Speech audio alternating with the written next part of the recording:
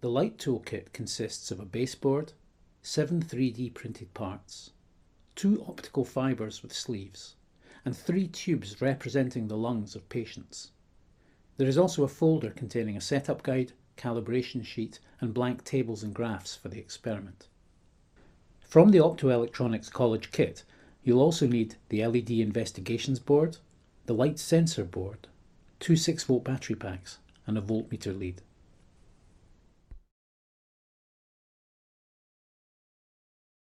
Take the base, place the sensor board on the left, and secure it with 2 of the 3D printed clips. Place the LED board on the right and secure it with the remaining clips. This forms a rigid base for the light tool.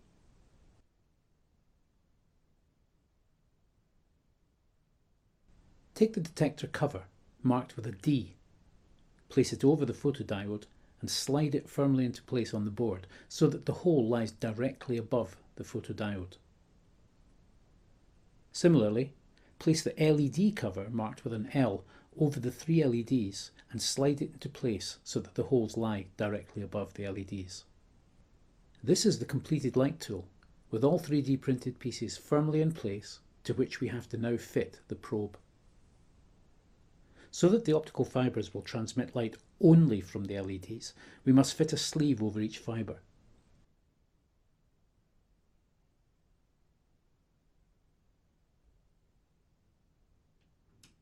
Insert the taped end into the final 3D printed piece, the probe, which is marked with an L and D used later. The tape stops the fibre from going too far into the probe, which is extremely important. There must be a gap underneath between the fibre and the base of the probe. The second fibre, with its sleeve, should also be placed into the probe. Both fibres should be pushed right down, but not stick out into the gap under the probe. If this happens, the tool won't work properly. Finally, insert the fibres into the LED and detector covers, marked with L and D. The probe is also marked with an L and D, and it's very important that the L fibre from the probe is inserted into a hole in the LED cover. Make sure it's pressed right down onto the LED. Then, take the D fibre and insert it into the detector cover. Finally, attach both battery packs and then the multimeter to the sensor board. Set the scale of the multimeter to 2000 millivolts or 2 volts, depending on the meter. Here it's 2000 millivolts. If the scale is negative when the battery packs are turned on, you attach the cable to the board the wrong way round. 3 tubes represent the lungs of 3 patients. At the bottom of each label tube is a patch of colour, indicating a healthy or unhealthy patient. We can use the light tool to find out who is or isn't healthy, but first we must calibrate our detector using a sheet with known colours.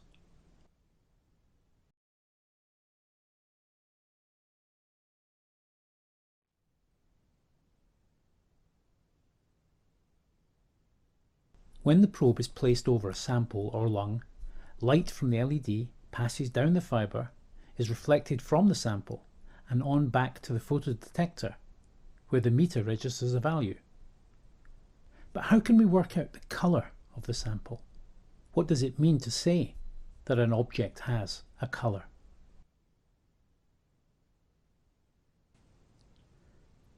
Why is an object red? White light from the sun is actually made up of a range of colours.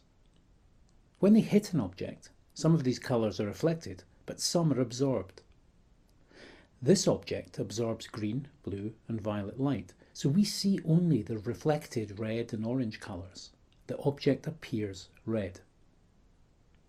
Similarly, this object absorbs yellow and green, and so looks purplish.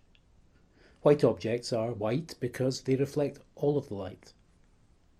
We make use of this effect in the light tool.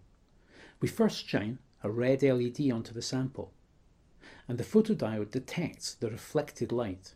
Here, about half of the red light is reflected. Next, the green LED is used. This sample absorbs slightly more of the green light, so the reflected level is lower. And almost all of the blue light is absorbed, so the reading is much, much lower. These three values tell us the colour of the sample. And in this way we can work out the colour of all of our calibration samples and the lungs.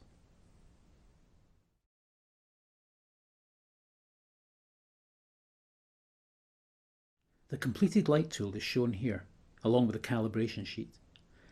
Note that the fibres cause the base to twist when the probe is moved, so it's a good idea for one person to hold the board firmly in place while you make your measurements.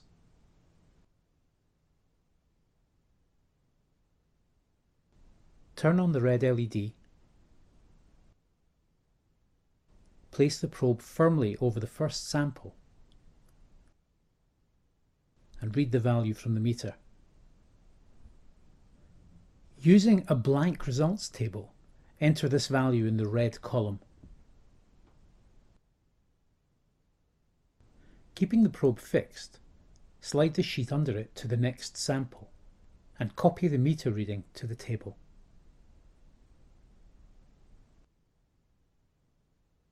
Continue in this way until you've taken all 6 red readings.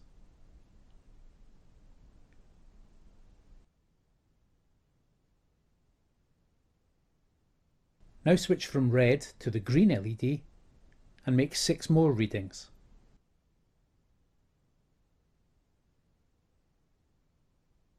And finally, take the 6 readings for the blue LED.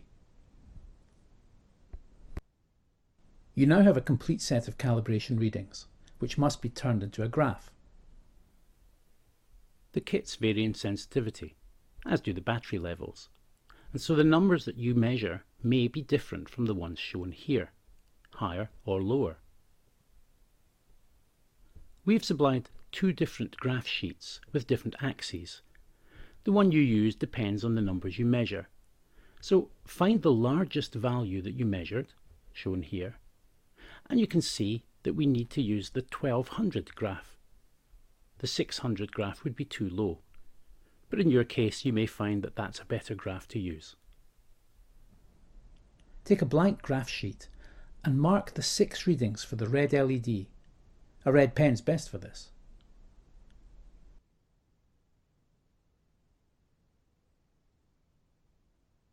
Join the dots to form the red curve. Similarly, mark the readings for the green LED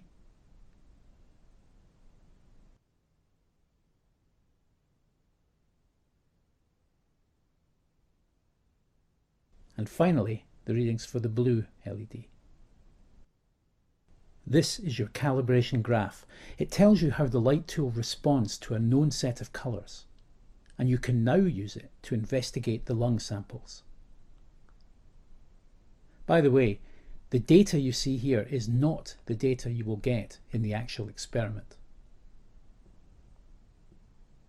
Take a lung tube and insert the probe, making sure it goes all the way down to the base. It must be touching the sample at the bottom of the tube. Hold the probe there while you take a red, green and blue measurement. Once again, this is demonstration data. You now have to find out where this lung is on your calibrated graph. An acetate sheet with 2 graph strips is also provided. Pick the strip that matches the values on the graph you've already drawn. In this case, we'll use the 1200 strip. Using water-soluble pens, copy the 3 lung values onto the appropriate strip as shown here. It helps if you have 3 different coloured pens, but you can just use one and labels.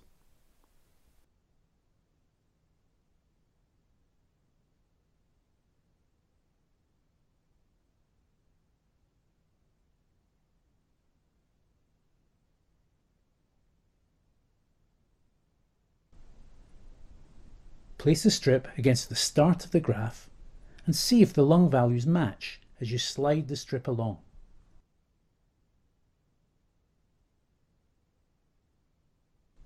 The red value is close, but the blue and green are too low.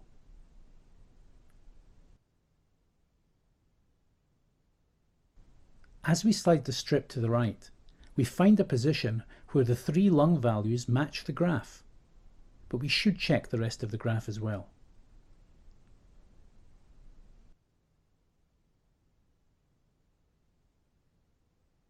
As you see, nowhere else on the graph has a good match. Our lung must be here on the graph, and we can read off a diagnosis below. Again, this is demonstration data, not found in the experiment itself.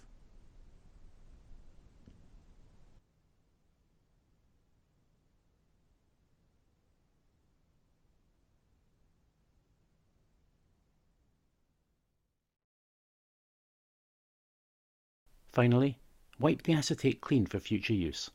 The graphs are printed on the reverse side, so won't be affected.